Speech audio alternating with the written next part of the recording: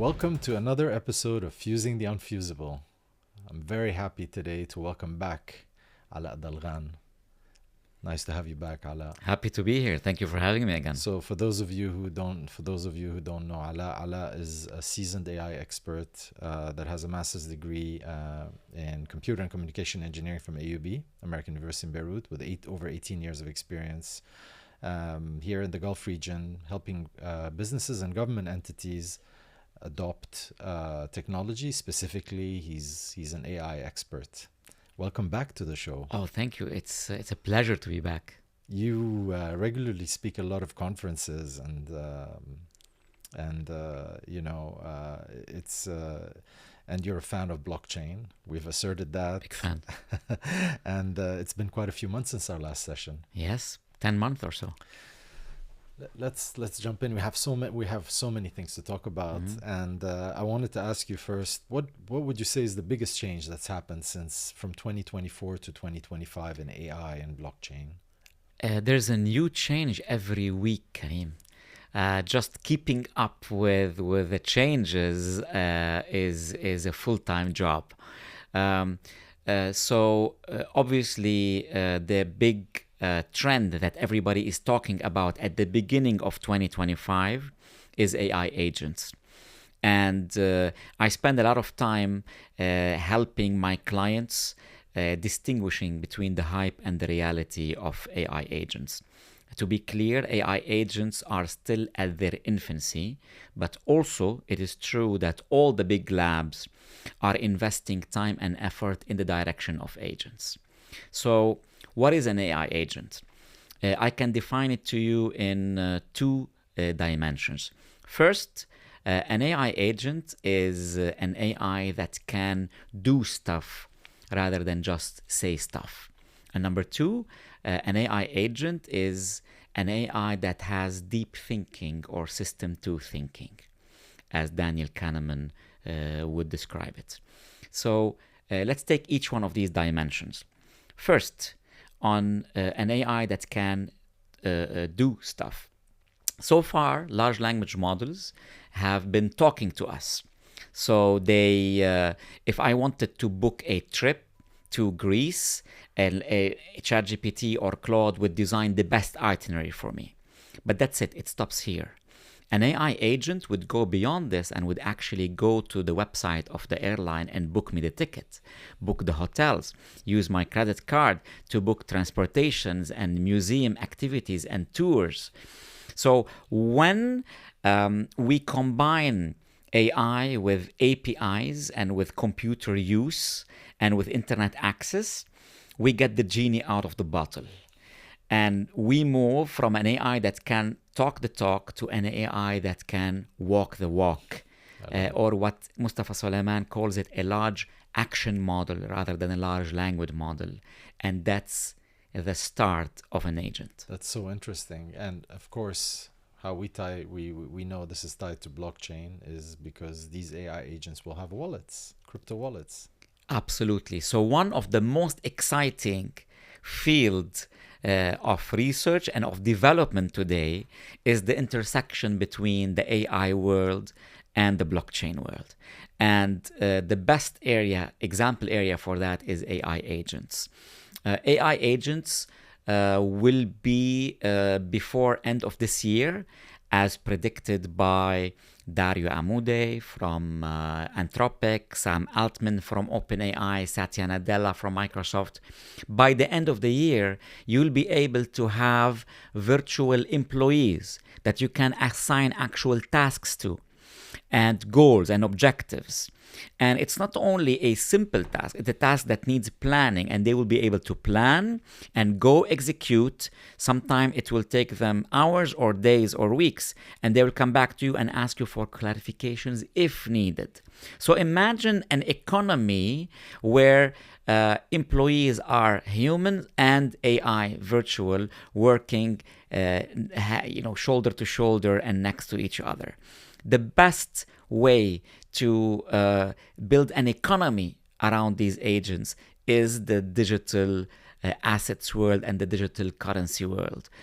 You connect each one of them to a wallet, and then you can decide how to compensate them if they need compensation, or how to outsource them if you're building an army of these agents to outsource to other companies. It's a brave new world, Karim. It is, and it can seem daunting or scary. And I like that idea that we are each going to have several agents working for us, and then our agents are going to be procuring services from other agents, and that will require compensation of some sort. But they will also be able to offer their services to other agents if they have the capacity, if we're not keeping them busy enough, to earn money from other agents and who are obviously owned by other entities, and be rewarded directly in their crypto wallets. Absolutely.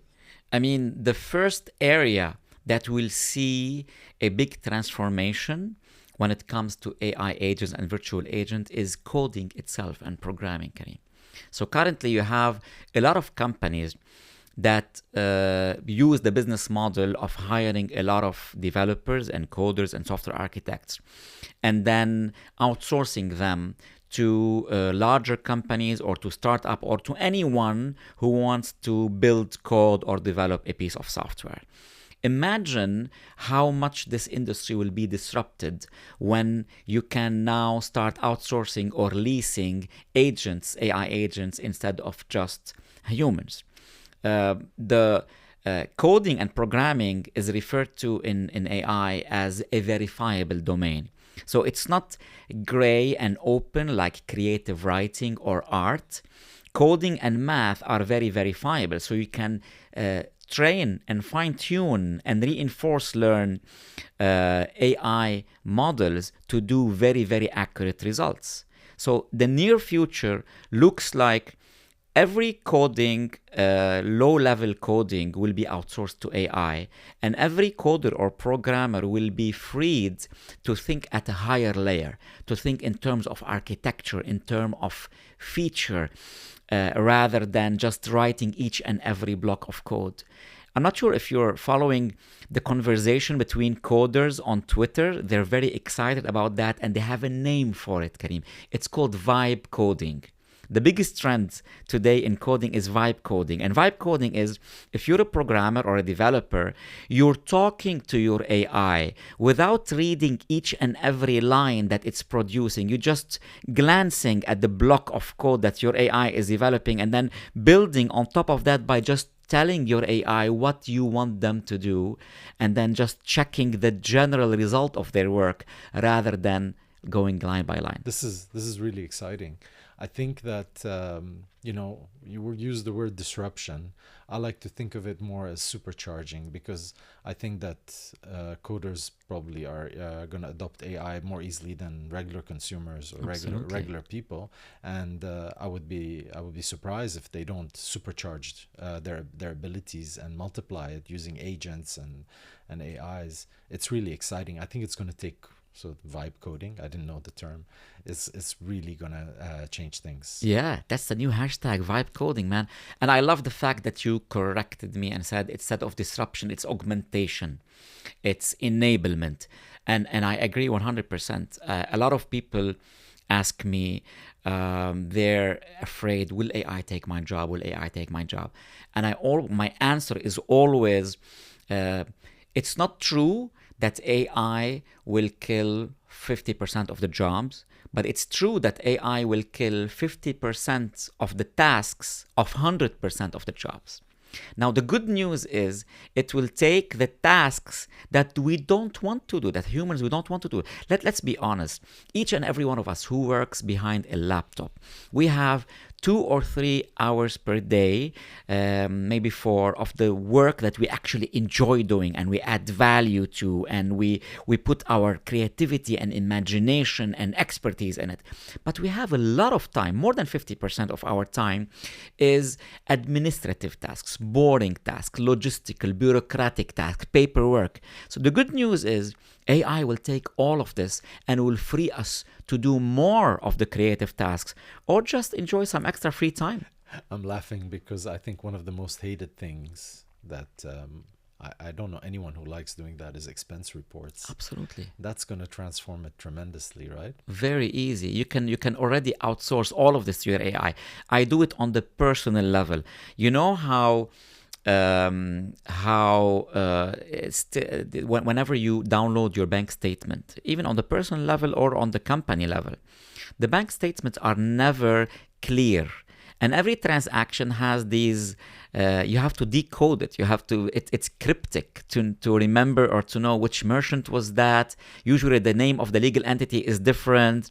So now with AI, even with the current state of AI, you just download all these PDFs and you chuck them into ChatGPT or Claude, and you can generate out of it very easily a table, a editable table or Excel sheet, and then immediately get an analysis out of it, filtered by personal expenses versus business expenses, filter it by food and outing versus, software subscriptions. And it will remember the previous one, so Yes. it will continuously learn.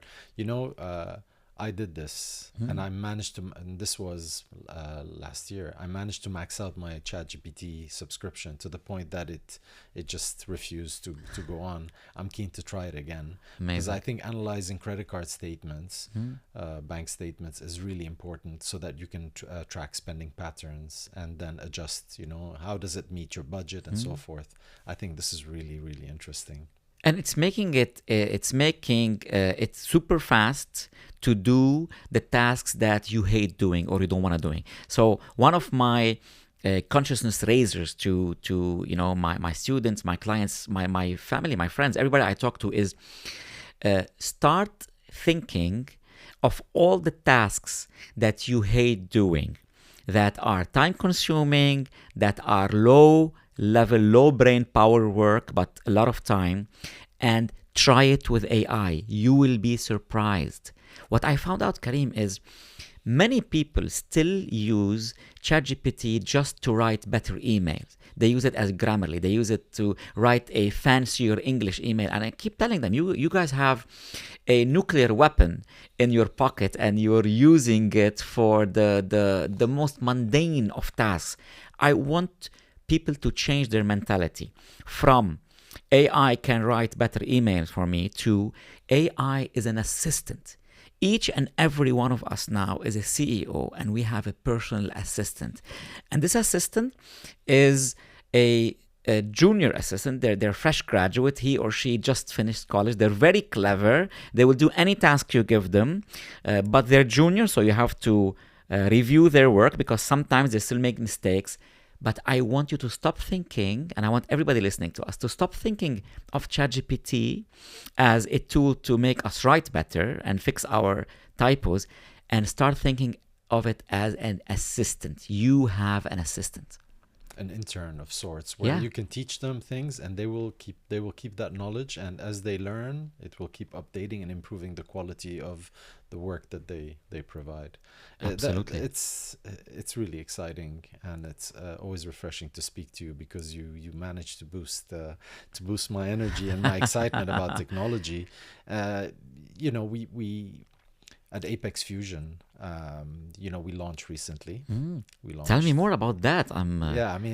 It's been very exciting. I think we launched our token just over a month ago, or just coming to a month ago, and our layer 1. So, Apex Fusion is to start, it's a tri-chain architecture. Yes. So it's not just one blockchain. So we launched Prime, which is the layer 1, and we're over 200 stake pools right now, securing a decentralized blockchain that's already earning staking rewards for the token holders that have delegated. So that's really exciting. And our, we don't generally like to talk about money, but it is returning close to 10% for stakers, which is really, really good. Absolutely. So if you own Apex tokens and you stake them with a stake pool, you select the right one, you could be earning almost 10% in Apex per year on your stake, which is great. And what that's done is that it's decentralized, a bootstrap network, right? Yes. Where we just launched, and now our roadmap is going to indicate, and it's coming out soon. Really excited about that as well, because it's a beautiful roadmap. As we launch the second chain, which is Nexus, and Nexus is going to bring our EVM capability on top of Prime, and that's going to bring in DeFi capabilities, smart contracts, where they're going to be able to come in and take advantage of the staking at Prime. So where there are other protocols that are paying 2, 3, 4%, you're able to come in into Prime and then stake at that high rate. So Awesome. we're really excited about that.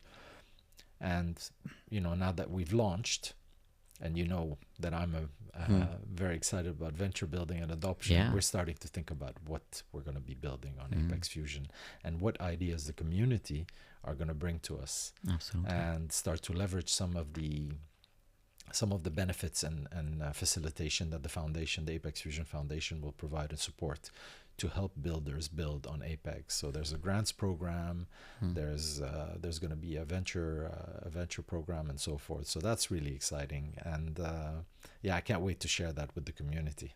Super exciting stuff. I have too many questions. I'm a big fan of that domain, but you obviously are much more immersed in it. So I have a couple of questions for you. First, on the infrastructure layer. So since my first involvement with blockchain, I quickly identified that one of the unsolved problems is this piping between different chains and the interconnectivity. Everybody was focusing on layer 2 and above, building the dApps, building the decentralized finance, building the application, but the layers below that were still in isolation. If you're on Ethereum, you're on Ethereum, and if you're on Cardano, you're on Cardano. So everybody was talking since the early days about interconnecting these. And I think Apex is actually bringing this vision to reality, bringing them to life. Tell me more about this. It is. In fact, even the name of the podcast, Fusing the Unfusable, right? So Apex Fusion is about fusing several technologies, connecting them together, and we're starting with fusing Cardano with EVM, with Polygon, using Polygon technology, and because we thought some of the members of the team were on the Cardano side, and some come from the EVM side, and we thought, why not connect them? And connecting them and solving some of the problems. So it's not just the connection that we identified as being a problem, but it's also speed and security, right? The trilemma. And by having a layer 1 that is securing the blockchain, we can have layer 2s that are one is Nexus, which is the EVM chain, and then the other one is going to be Cardano, and then there are others that we will hopefully launch as well. We can have them much faster and cheaper, but secured by Prime, which is the layer 1, and having them on one token, right, is what provides that let's say added security. The fact that there exist other bridges between other blockchains doesn't stop us. So we are also planning bridges. So there's a bridge planned between Prime and Cardano. Brilliant. And others as well. But the whole point is to have that tri-chain architecture. Yes. So that we can have that operate with one token and provide the solution to the trilemma. Exciting so security, stuff. Speed, and cost. Beautiful. And one of the things I'm really excited about, and I'm keen to ask you if you've heard anything recently in government and in private entities, is this appetite for public blockchain. When I was doing digital transformation up until a few years ago, there was a big resistance to public blockchain because of data, having their data on a public blockchain. And before I ask you the question again, what we're doing with Apex Fusion, which is exciting, which you might be really interested in, is that we can layer a private blockchain on top of Prime. Brilliant. So a private blockchain would normally be limited to the number of nodes that private blockchain has. So for example, Estonia's ID system is on a private blockchain secured by nodes that are in each and every of their embassies. Brilliant. Okay. But if you wanted to secure it further, you would layer it on top of Prime and get the security out of the public blockchain, but the data would remain in the private blockchain.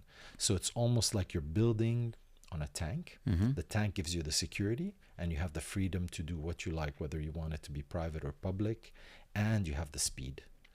The tank is slow and secure, but you're on top of it. So you have the speed, but you're protected by the tank. Brilliant. This is the picture, more or That's less. that's a great blend.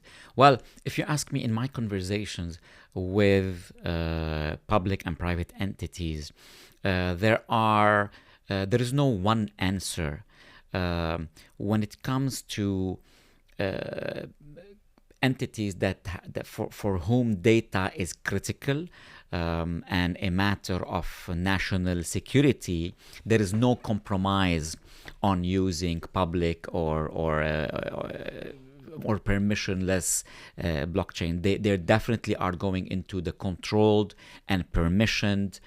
There's the concept of sovereign data that everybody is working which on we see now. in AI, and it's a big, Which we it's a see big in AI. issue in AI. Sovereign AI is a big word now today, and sovereign data goes along with it. So this also applies to putting your data, all your transactions on a blockchain. No, they definitely want it to be centralized, permissioned, controlled. So in this case, if we talk about the ethos of blockchain, we talked about that in the first our first podcast.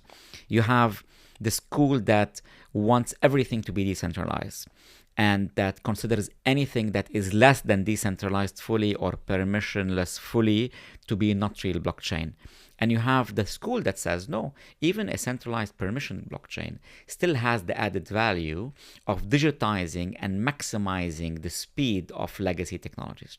So it does have its uses for these public companies that need control with the new technology. This is where it's privacy, Yes. yeah. So yeah, privacy I think is a concern, and I think that with our setup at Apex Fusion, we're able to offer that. I'm really excited about offering that to governments in the region.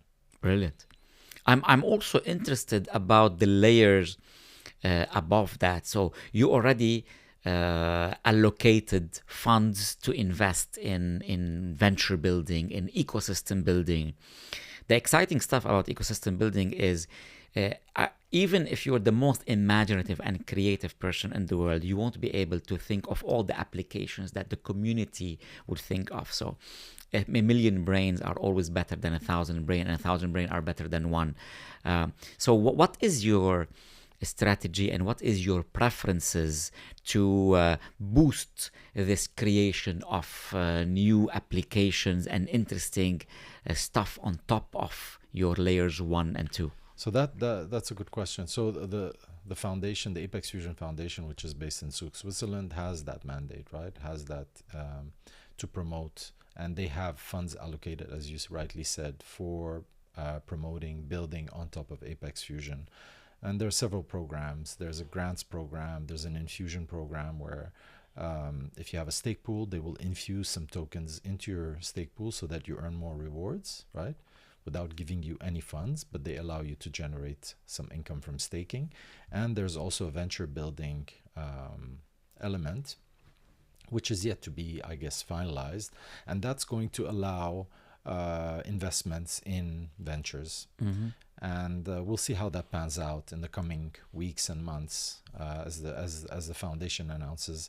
And the grants program is also really interesting because it's a retroactive grants proposal or approach, which you can build something and then once you've done it, you've built it, you come to the foundation, say, look at what I've built on Apex, and they will fund you retroactively to cover your costs. Brilliant. So all this is being done to avoid waste and to avoid programs that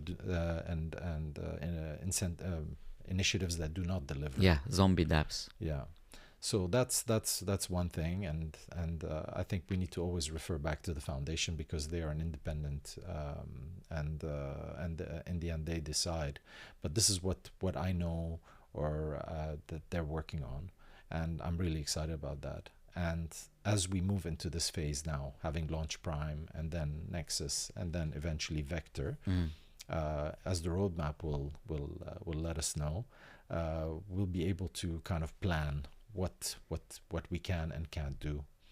But down the line, I feel in the coming years, maybe a year or two, we're going to be able to start to address public government initiatives that could take advantage of these public decentralized blockchains. And I've been having discussions with my friends in Haiti, where I used to live.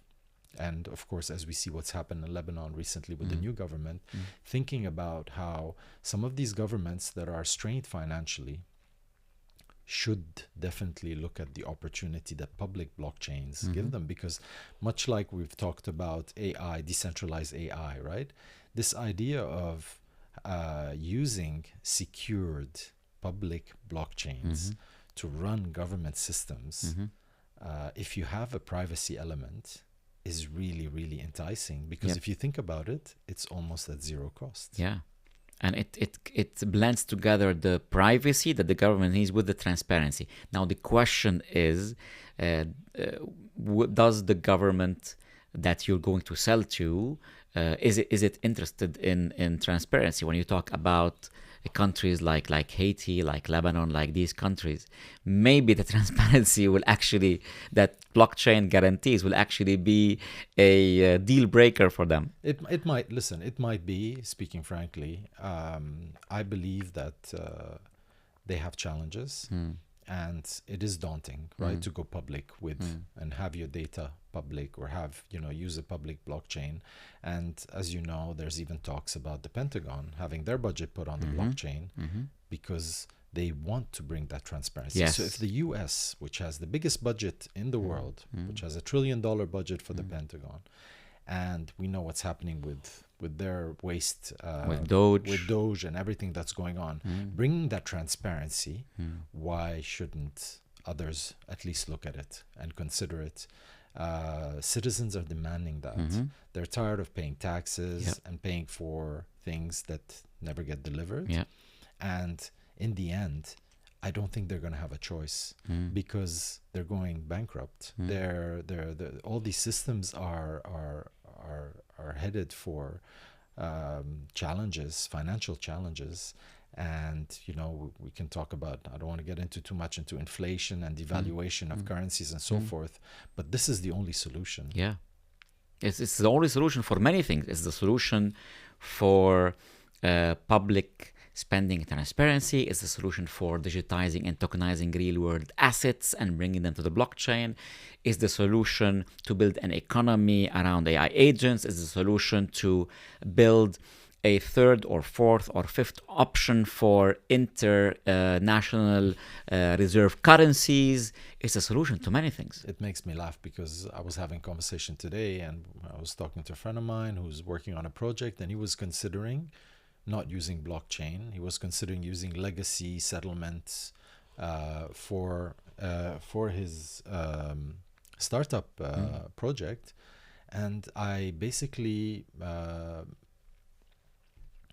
mimicked or cartooned it for him, to use a term that one of our co-founders uses, is that why would you use a horse and carriage when you know there's a plane or there's a car? Absolutely. And this is the wake-up call. The wake-up call is, and the message should be to all these government entities, to all these department heads and ministers and leaders, don't go starting new projects using a horse and carriage when you know a car is available, it's much faster, more economical, and a plane is even available, and there are so many people here to help you. And because of the way blockchain ecosystems have been built, often these foundations do have the support that can actually help fund some of these initiatives. Yeah, your message here is don't solve problems in 2025 using solutions from the 1990s. Exactly, or 1800s. Or the 1800s.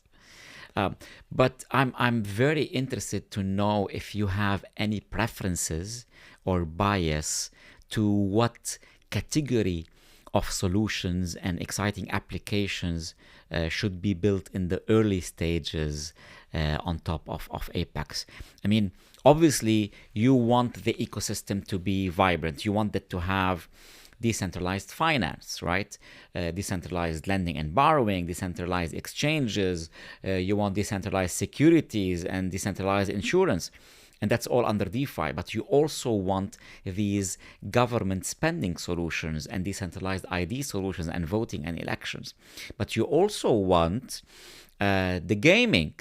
It's a big business, gaming on top of blockchain, decentralized gaming. But you also cannot ignore infrastructure, decentralized file storage, decentralized compute, decentralized GPUs and AI. And we can't forget NFTs, decentralized art, and real-world assets. Obviously, long-term, you want all of these on top of Apex Fusion.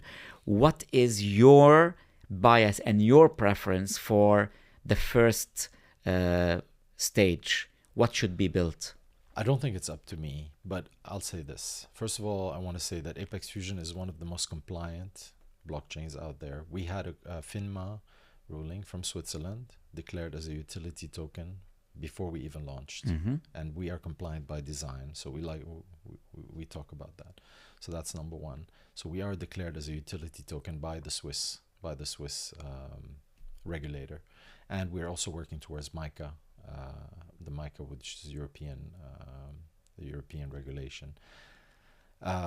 With what's happened with meme coins. And we know what's happened with NFTs in the past. Obviously, this is something that I think was a stain or was brought issues or this reputation that we don't like to blockchain. So obviously, we're myself personally, I am, and as a digital transformation consultant, working mostly with government, and I'm leaning towards that utilitarian side. But you can't ignore gaming, and I think gaming has not taken off fully on blockchain, but I'm very excited to share here that we have at Apex Fusion several unique features. One of them is our reputation system, and our reputation system is so beautiful. I'll have the link in the description if I'm allowed to. It looks like a world-class game. Awesome. So we and the people that are working with, they love gaming and they have that creativity. So I'm hoping it's going to unleash that as well. So each person focuses on what they're comfortable with, and this is the beauty of an ecosystem and of a decentralized blockchain. You can't stop anyone from doing what they like, right?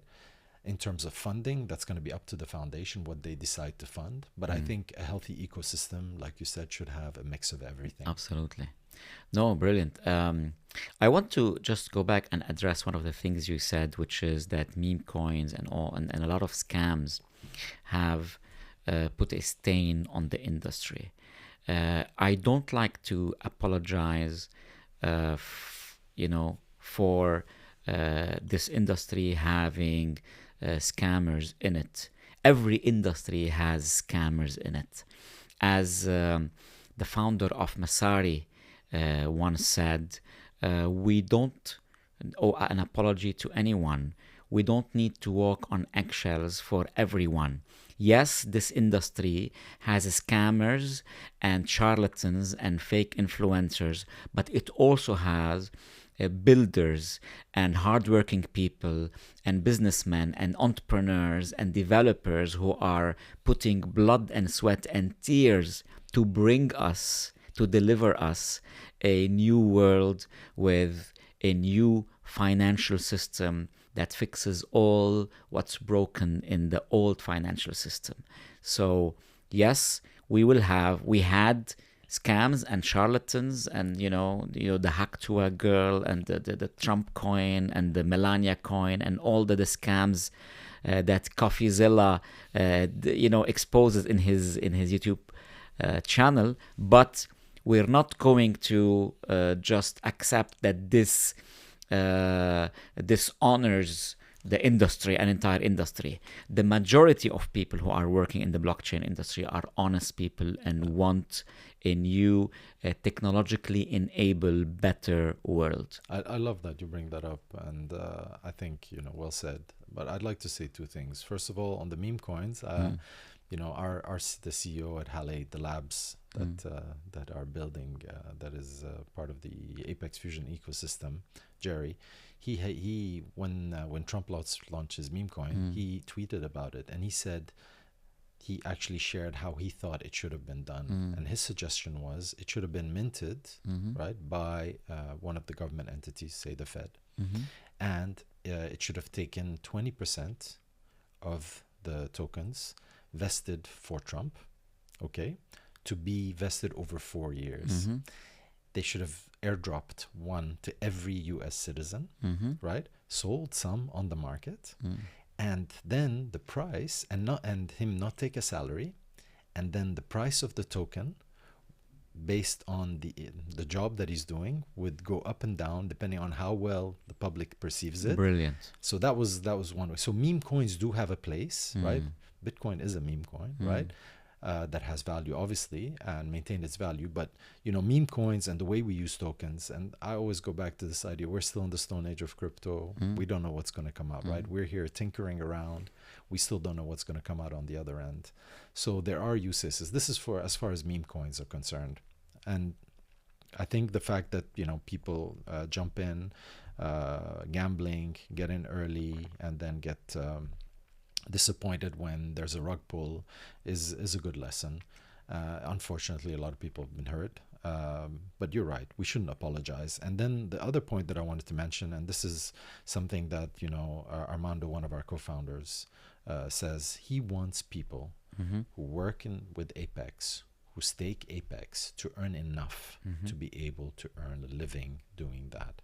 And that's why they've designed the inflation, they've designed the tokenization in such a way so that if you stake, or if you have a stake pool and you have people stake with you, you can earn enough to earn a living. And that's our target. This is where we want to go. We want people to earn a living working in Apex Fusion. And in a compliant way. So you'll be able to also go after not only governments, but institutions who would want to stake. And it's always been fascinating to me when I hear how progressive the crypto regulation is in Europe, but then how regressive the AI regulation is. As it seems today, Europe is regulating itself out of the competition for the AI market and the AI future. I mean, look at the top 10 contenders in the AI race. You'll find most of them are Americans, from OpenAI to Anthropic to Microsoft, which is mostly in the camp of OpenAI, but they have their own things, to Google, to X, to even the open source ones like Meta. And then you have the Chinese players. Obviously, the biggest ones are DeepSeek and Qwen from Alibaba. But in Europe, you only have one contender in the top 10, and that's the French company Mistral. But still, you look at the EU and you find them patting themselves on the back for being the first to come up with an AI regulation with a lot of arbitrary thresholds. Thousands and thousands of pages of regulation that will make startups spend their money on hiring an army of lawyers just to make sure that they're compliant rather than to spend on innovation. I'm laughing, but I'm not laughing, right? Michael Saylor was saying that some of these countries are basically museums. And it's hard to talk about it without getting into politics, which we don't really want to do. But it is sad to see that they're really behind. Hopefully there's going to be an awakening. The US, with what's happening, obviously not everyone's happy about the politics, but on the tech side, obviously we're very excited about what's happening, and the new energy and the new funding and the new projects that are being announced. So hopefully they'll come around and realize that it's not a threat. Yeah. That they should invest, and this is the future. And as traditional as people can be and attached to their legacy and their history, in the end, technology does win. Yes, absolutely. I mean, one of my friends was recently traveling to France after I showed him some of the latest features that you can do with your AI assistant, which is, I mean, you can have a two-way conversation with your AI assistant, and then your AI can see. You can just open the camera and ask them about your surrounding, and they talk. Reality. Real reality. It doesn't need to be even. You don't need a layer overlaid on top of it of text or drawings. It's just your AI seeing what's around and talking to you about it. And then you have the screen sharing, when you actually show your AI what you're working on your phone or your computer, and have a conversation about it, whether it's a drawing and you have their critique, or whether it's an Excel sheet and you work together and you co-create a document or a plan or a strategy or everything. And I showed them all these features, and every one of us has these features today in our pocket, you know, in the standard ChatGPT app or other apps. And then my friend starts working with these features, and then in a week travels to France and calls me to ask me why did they just disable this feature this week? And I said, no, you're just in France, and OpenAI, to be compliant, or for fear of not being compliant of the big and ambiguous AI EU law, they disable most of these features in Europe. So there are a lot of AI features that everybody in the world is using today, except, unfortunately, our friends in Europe. And we love Europe, right? We do. We have a deep love for that continent and everything that they produce. Yes. But we feel strongly that they should adopt technology, and they should really wake up and understand how important it is for the future of their people. And we love Europe, not just from, you know, the cultural part and the touristic part and the nature part. Some of the smartest people I've ever met, Karim, are Europeans. And these smart people with this heavy hand of regulations are either just becoming complacent, or if they actually still have the fire, they're packing their bags and they're moving to LA or to Dubai. And that's great news for us to attract all these innovative people, but it's a brain drain for Europe. It is, and I think that it's fear. It's fear. Governments are scared, and they're letting fear decide for them, and it's unfortunate. Hopefully, they'll come around. I'm really excited about what the future will bring. I'm excited about what AI and the AI agents. And I'm leaving this session with you full of energy to go back and re-examine all my AI tools and maybe create an agent if I could. Alaa, it's been a pleasure having you here. Thank you. We need to keep having these sessions over and over, because we learn so much from you, and hopefully the community will appreciate that as well. Thank you so much. I can talk to you for hours. Thank you for having me again. Thank you.